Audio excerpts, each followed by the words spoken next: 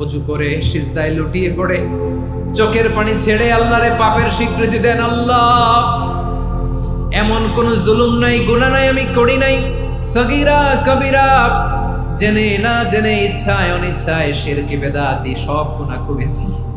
আল্লাহ, আকাশের নিচে জমিনের উপরে আমার চেয়ে বড় গুনাহগার আর কেউ নাই। চোখের পানি ছেড়ে আল্লাহরে বলেন, আল্লাহ, আমি ছাড়া তোমার গোলামের অভাব নাই, তুমি ছাড়া আমার দ্বিতীয় কোনো রব নাই, তুমি ছাড়া তো কেউ আমার গুনাহ ক্ষমা করার নাই, তুমি আমার রব, তুমি আমার সব। বলতে পারবেন? এই তাকরীর আমার পটুয়াখালীর ভাই, এই স্বীকৃতিটা দেখতে আল্লাহ বড্ড ভালোবাসে, কারণ আমরা সবাই গুনাহগার। আমরা সবাই কি? বিশ্বনবী বলেন, কুল্লুকুম খাত্তাউন, আ বানি আদম, তোমরা সবাই পাপী। সবাই কি? সবাই পাপী। আমরা সবাই পাপী। আপন পাপের বাটখারা দিয়ে অন্যের পাপ মাপি। আমরা যে পাপী এটা ভাবতে মনে চায় না কারো, খালি অন্যের পাপ দেখি আমরা, এটা ভুল। ওর এই পাপ, ও পাপী, ও জালেম, ও জাহান্নামী, এরকম একটা টেন্ডেন্সি। আমার যে কি হালাত এটার খেয়াল নাই। খেয়াল করতে হবে যে আমি সবচেয়ে বড় পাপী, ঠিক কিনা বলেন? পাপ করি নাই এমন কেউ আছি? হ্যাঁ, আছি। কেউ না জানলেও জানে কে আমার পাপের ঘটনা? পৃথিবী না জানুক আমি তো জানি, আমি কি পাপ করেছি। হায় ও আমার কলিজার টুকরা ভাইয়েরা, মাথাটাকে নিচু করে জীবনের সব গুনার ফিরিস্তিগুলো একটা একটা করে স্বীকার করে আল্লাহরে বলেন, আল্লাহ, আমি পাপী। আল্লাহ, আমার চেয়ে বড় পাপী এই দুনিয়াতে কেউ নাই। আকাশের নিচে জমিনের উপরে আমার চেয়ে বড় পাপী কেউ নাই। একটা একটা করে আল্লাহ স্বীকার করি আমি পাপী। সব পাপের স্বীকৃতি দিলাম। পৃথিবী না জানুক আমি তো জানি, আমি কি পাপ করেছি।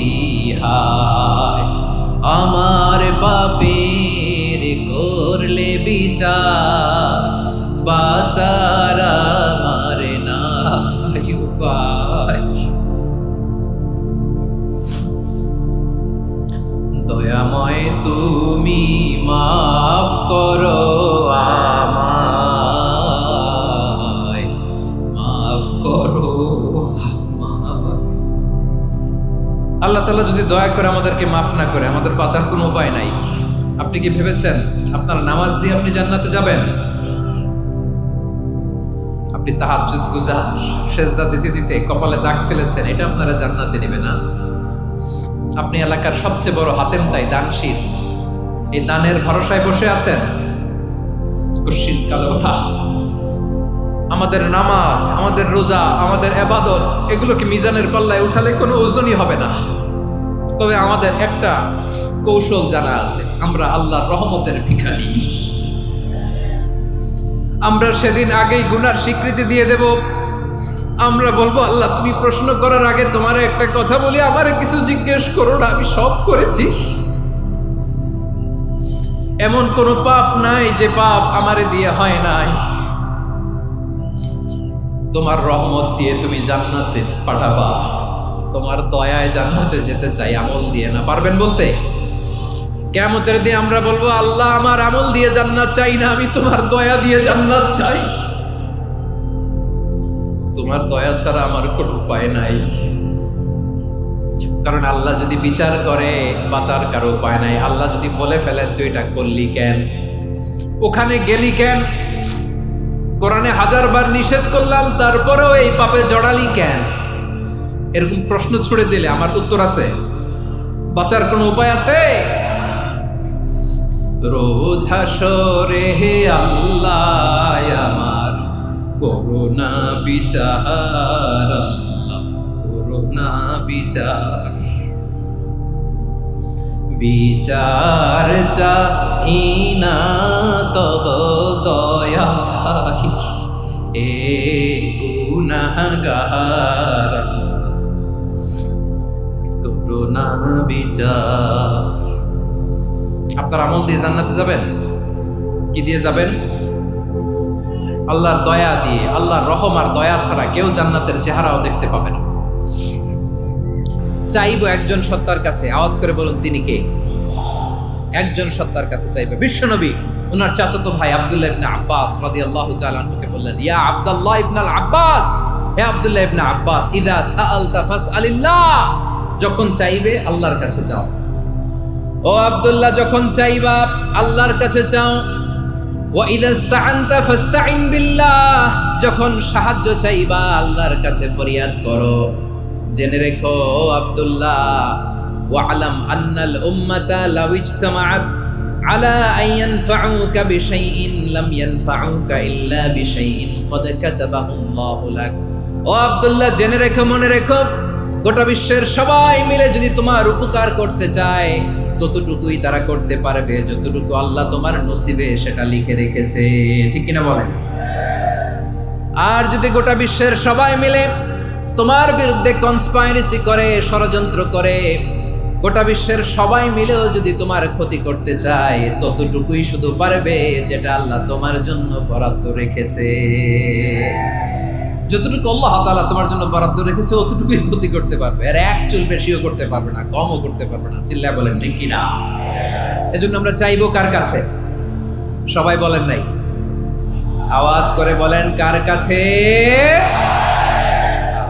সব সময় আমরা আল্লাহর কাছে চাইবো, বিপদে আপদে, সুখে দুঃখে, সচ্ছল অবস্থায় অসচ্ছল অবস্থায়, পরাজয়ের সময় বিজয়ের সময়, সব সময় আমরা ভরসা রাখবো কার উপর? সবাই বলুন। একদল লোক আছে যারা বিপদে পড়লে আল্লাহরে ডাকে, আছে না নাই? পটুয়াখালীতে মাশাআল্লাহ নাই, বিপদ আসলে আল্লাহরে ডাকে, বিপদ নাই আল্লাহও নাই। বিপদে পড়লে নামাজ পড়ে, বিপদও নাই নামাজও নাই। বিপদে পড়লে জিকির করে, বিপদ যখন চলে যায় ওদের জিকিরও বন্ধ হয়ে যায়। এরকম আছে না নাই? কিছু লোক দেখবেন পরীক্ষা আসলে নামাজ পড়ে, আছে আছে। জেনজি আওয়াজ করো, এরকম আছে? এই কমন পড়ে গেছে, কমন পড়ছে। দেখবেন পরীক্ষার সময় নামাজ পড়ে, পরীক্ষাও নাই নামাজও আছে। এরকম কিছু লোক আছে অসুস্থ হলে আল্লাহরে বড্ড ভালোবাসে, আল্লাহরে খুব ডাকে। অসুস্থ হইলে অসুস্থতাও নাই, আল্লাহ স্মরণও নাই। দেখবেন কিছু লোক নির্বাচন আসলে খুব আল্লাহওয়ালা হয়ে যায়, তখন দেখবেন মাথার মধ্যে হেজাব লাগায়, পাঞ্জাবি লাগায়, আল্লাহ আল্লাহ হয়ে যায়। নির্বাচনও নাই, এরপরে আল্লাহর কথাও নাই। আছে না নাই? না, এরকম হওয়া যাবে না। সব সময় আমরা আল্লাহরে ডাকবো, বিপদে আপদে সব সময় ভরসা রাখবো আমরা একজনের উপর। আওয়াজ করে বলেন তিনি কে? এ কথাই আল্লাহ তাআলা আমাদের চোখে আঙ্গুল দিয়ে জানিয়ে দিলেন, ফাইদা রাকিবু ফিল ফুলকি দা'আউল্লাহা মুখলিসিনা লাহুদ্দিন ফালাম্মা নাজ্জাহুম ইলাল বাররি ইযা হুম ইউশরিকুন। আল্লাহ বলে একদল লোক আছে, তারা যখন নৌযানে চড়ে, জলযানে চড়ে, সাগরের মধ্যে যখন জাহাজে চড়ে, লঞ্চে চড়ে, তারা যখন তুফানের সম্মুখীন হয় তখন তারা আল্লাহরে বড্ড বেশি ডাকে, একান্ত ভাবে ডাকে, বিশুদ্ধ চিত্তে ডাকে। আবার তুফান থেকে তাদেরকে সেফ জোনে নিয়ে, নিরাপদ জোনে নিয়ে যখন বন্দরে আমি আল্লাহ তাদেরকে ফিরিয়ে দেই, ওই লোকগুলো আবার আমি আল্লাহর সাথে শিরিক করে। এরকম আছে না নাই? জাহাজে উঠছে, সাগরের মাঝখানে তুফান, ওই সময় দেখবেন আল্লাহ কারে কয়। এই কথা তো আপনাদেরকে বোঝানো সহজ, আপনারা তো নদীর দেশের মানুষ। লঞ্চে চড়েন নাই কারা কারা? দেখি, লঞ্চে চড়ছেন? হ্যাঁ, লঞ্চে চড়ে নাই এরকম একজনও নাই এখানে। আচ্ছা, লঞ্চে উঠছেন কে কে? দেখি। মাশাআল্লাহ মাশাআল্লাহ মাশাআল্লাহ, ঠিক আছে, আপনাদের বোঝানো সহজ। আচ্ছা, লঞ্চে উঠে তুফানের সম্মুখীন হয়েছেন, জলোচ্ছ্বাস, সবাই?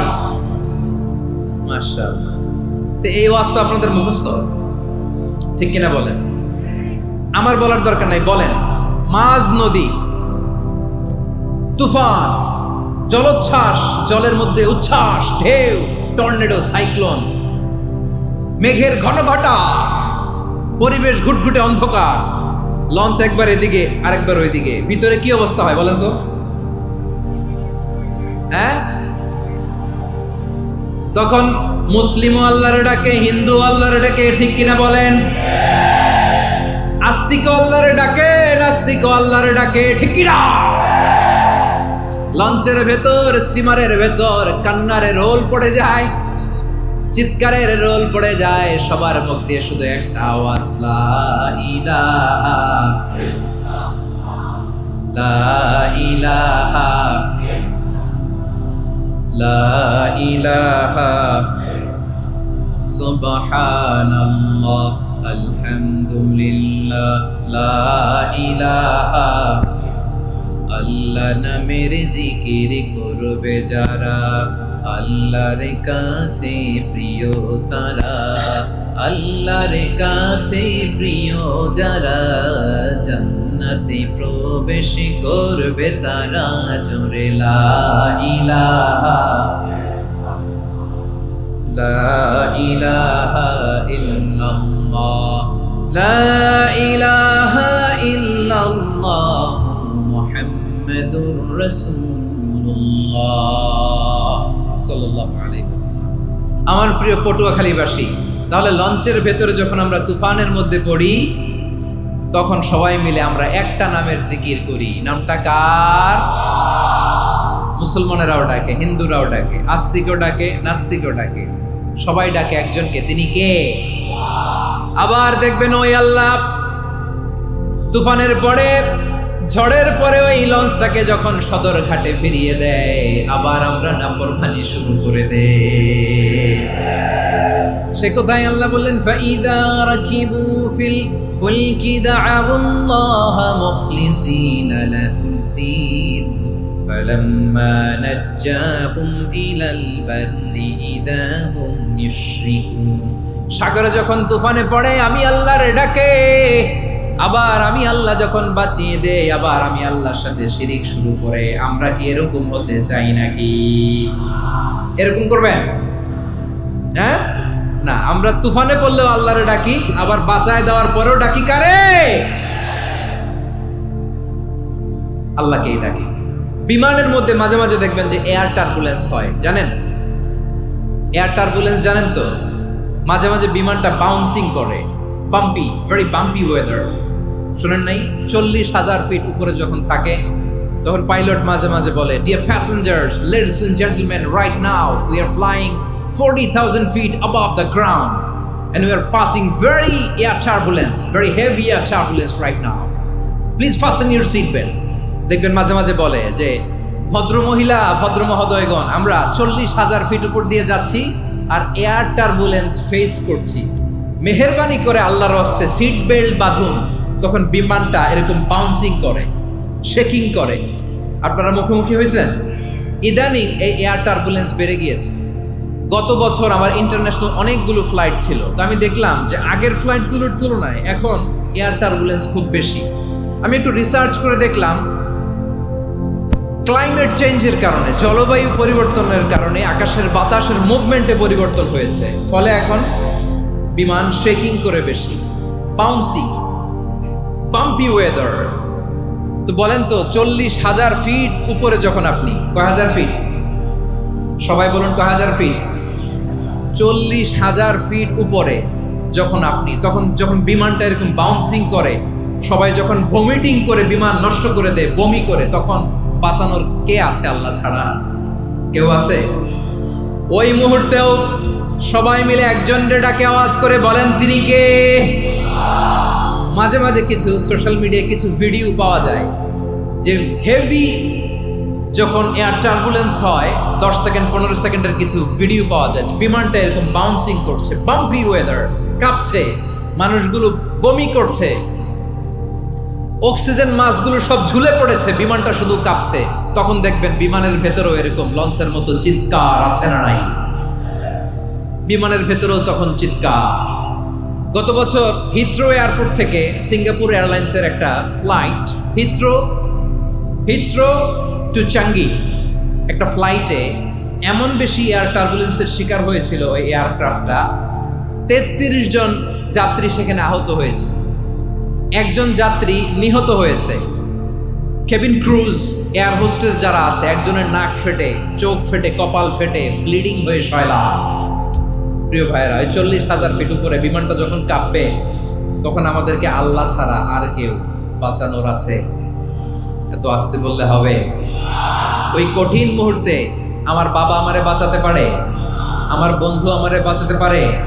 এই গ্রাউন্ডে, জমিনের বুকে আমার প্রোটোকল, আমার ক্ষমতা, আমার দাম্ভিকতা, কোনো কিছু আমারে বাঁচাতে পারে? একজন ছাড়া। চিল্লায় বলতে হবে, তিনি কে? সে আল্লাহ বললেন, গোলাম, আমি বিপদের সময় ঠিকই তোমাদের বাঁচিয়ে দেই। ওই বিমানের ভেতরে 40,000 ফিট উপরে যখন তোমরা এয়ার টার্বুলেন্সের শিকার হও, তখন নাস্তিকও আল্লাহরে ডাকে, হিন্দু আল্লাহরে ডাকে। জোরে বলেন ঠিক কিনা?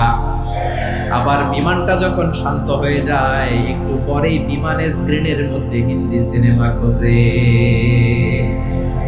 বিমানের স্ক্রিনে কিন্তু বিশাল ওখানে আফলাম ফিল্মের একেবারে বোঝাই করা। বিমানটা শান্ত হলে আবার হিন্দি সিনেমা দেখা শুরু করে। একটু আগে ডাকছিল কারে? দেখবেন বাংলাদেশে আমাদের ক্রিকেটাররা যখন অন্য কোনো দেশের সাথে খেলে, অনেক সময় এমন হয়, বল বাকি একটা, রান দরকার 6টা। বল বাকি কয়টা? পটুয়াখালী বোঝে নাই বোধহয়। বল বাকি কয়টা? রান দরকার। আপনি দেখবেন ক্যামেরাম্যান তখন গ্যালারিতে খালি দেখায় দর্শকদের যে কি অস্থিরতা। হিপ হপ স্টাইলের মেয়েটা, যে মেয়েটার ওড়না এতক্ষণ ছিল গলায়, এতক্ষণ কইছিল, ওই মেয়েটা দেখবেন ওড়নাটা টেনে মাথায় দিয়ে এরকম মুনাজাত ধরতেছে, আল্লাহ আল্লাহ, একটা সক্কা, আল্লাহ আল্লাহ, আমার লাল সবুজের পতাকারে তুমি অপমানিত কইরো না আল্লাহ, ইন্ডিয়ার সাথে আমাদের খেলা, আল্লাহ আল্লাহ, একটা সক্কা, একটা। পুরো খেলা জুড়ে এই মেয়ের ওড়না ছিল গলায়, কিন্তু যখন 1 বলে 6 রান দরকার, ওড়না চলে আসছে কোথায়? মাথায়। আবার মুনাজাত আসরে নাই। ঠিকই বাংলাদেশের দামাল ছেলে এমন এক শট মারলো, বল চলে গেল স্টেডিয়ামের বাইরে, ছক্কা, জিতে গেলাম আমরা।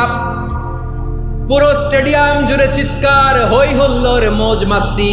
যেই মেয়েটা মাথার মধ্যে ওড়না দিয়ে এতক্ষণ সুবহানাল্লাহ সুবহানাল্লাহ বলে আল্লাহর কাছে দোয়া করেছে, ওই মেয়ে এখন আবার ওড়না ফেলে দিয়ে নাচা শুরু করে দিয়েছে। তাহলে আল্লাহর ভয়, আল্লাহর প্রতি আস্থা, বিশ্বাস, ভালোবাসা, এটা কি ক্ষণিকের জন্য? মানে আমার যখন লাগবে তখন আল্লাহরে ইউজ করবো নাকি? হ্যাঁ, বিপদে আপদে, সুখের সময় দুঃখের সময়, সচ্ছল অসচ্ছল অবস্থায় বিশ্বাসীরা ভরসা রাখে একজনের উপর। চিৎকার করে বলো, পটুয়াখালী, তিনি কে? সে আল্লাহ বললেন, গোলাম, মনে করো না জাহাজ থেকে সদরঘাটে ভিড়িয়ে দিলাম, তুমি নিরাপদ হয়ে গেছো।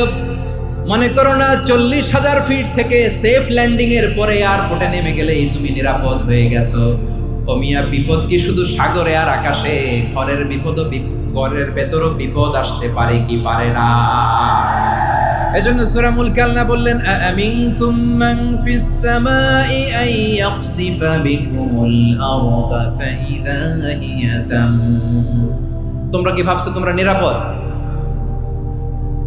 সাগরের মধ্যে তুফান, আল্লাহ আল্লাহ ডাকলাম, সদরঘাটে যেয়ে পড়ছি, বাইসে গেছেন তো আপনি। আর পাবে আপনারে আল্লাহ? আল্লাহর তো সাগরের মাঝখানে তো আল্লাহ আপনারে পাইছিল, আর তো পাবে না। আর পাবে আপনারে? আর আল্লাহ ধরতে পারবে আপনারে? ঘরের ভেতরও বিপদ দিয়ে আটকাতে পারে কে? 5 স্টার 7 স্টার হোটেলের ভেতরেও আমাকে বিপদের মধ্যে ফেলে দিতে পারেন কে? আল্লাহ বললেন, তোমরা কি ভেবেছো তোমরা নিরাপদ? আমি চাইলে ল্যান্ডস্লাইডস, ভূমি ধস দিয়ে 1 লক্ষ 1 মুহূর্তে নিয়ে যেতে পারি। 1 সুনামি দিয়ে থাপ্পড় মেরে 3 লক্ষ সাগরের ভেতরে ঢুকায় দিতে পারি। 1 সেকেন্ডও লাগে না আমার। أم أمنتم من في السماء أن يرسل عليكم حاصبا فستعلمون كيف نذير। আল্লাহ চাইলে আকাশ থেকে পাথর বৃষ্টি নাজিল করতে পারেন কি পারেন না? এই মুহূর্তে এখানে ভূমিকম্প দিতে পারেন কি পারেন না? আচ্ছা, ভূমিকম্প যখন হয় আমাদের কারো হুঁশ থাকে? আপনি মনে করছেন আমরা সাধারণ মানুষ, আমরা দৌড় দেই, আর প্রেসিডেন্ট প্রধানমন্ত্রী ওনারা বুঝি খাটে শুয়ে থাকে? কথা বুঝে নাই বোধহয়। ভূমিকম্প, আর্থকোয়েক যদি হয়, বাঁচার জন্য আমরা কি করি? হয় খাটের তলায়, ডাইনিং টেবিলের নিচে উপরে শক্ত কিছু আছে এটার নিচে, অথবা ঘর থুইয়া দেও দৌড়। তো প্রধানমন্ত্রী উনি কি করে, প্রেসিডেন্ট উনি কি করে, হ্যাঁ উনি খাটের মধ্যে যে শুয়ে